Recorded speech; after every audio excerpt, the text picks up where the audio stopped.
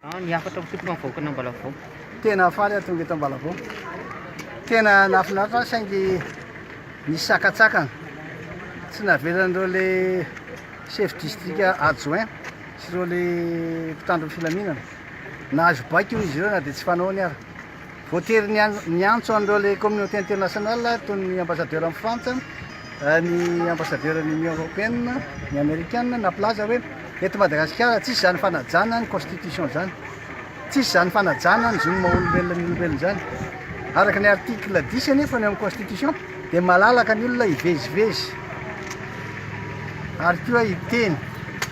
Tsy maninona fa nandeha tongotra na nandeha tomobile vonona anao an'izy. Dia izay no tenenindreo efa milaza hoe midirana tomobile dia avy indray avoaka an'izy. Izay no tiako resahana aminareo eto Ambalavoa. Efa teto aho. Fa sakana andresy fa ho avy eto aho dia mbatatra ho avy aho.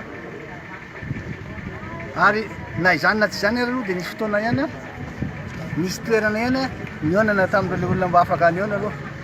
Fa dia tena mahamenatra mihitsy ny mpitandro filaminana eto Madagasikara ary tokony ho renin'ministry ny fiarovana izany. Satria izy laza hoe mihaino ny fiamivoaka jereo ny taty Ambalavoa. Samy mahay an'ity lalàna ity ary efa teo matoa miteny izany. Mahafantatra tsara ohatra n'inona fitondrana firenena. Fito taona nitondrako nareo vao 5 na 4. Tokony avela ny olona lalaka hiteny. Fa izao sakatsakana isak'izay mandeha rehetrarehetra ao loza amin'ny tatao anareo io. Ndray mbava tokony toetra politika eto Madagasikara no ankapobeny satria somary mahazo tsy mahazo ihany voaka anao Ambalavoa amin'ny ankapobeny. Ndray mbava mitoetra politika amin'ny ankapobeny. Ndray mbava dia tsy mandeha amin'izay izy. Zay ndray mbava. Tsy manaraka tsara rehefa tsy manaja ny constitution sy ny lalàna velona misy dia tsy mandeha.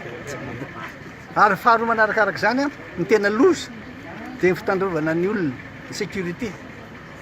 Ianao hoe mieritreritra zao fa afaka mividy sakafo ny olona noho ny vidiny ny vokatra izay misy ny vidim-bary.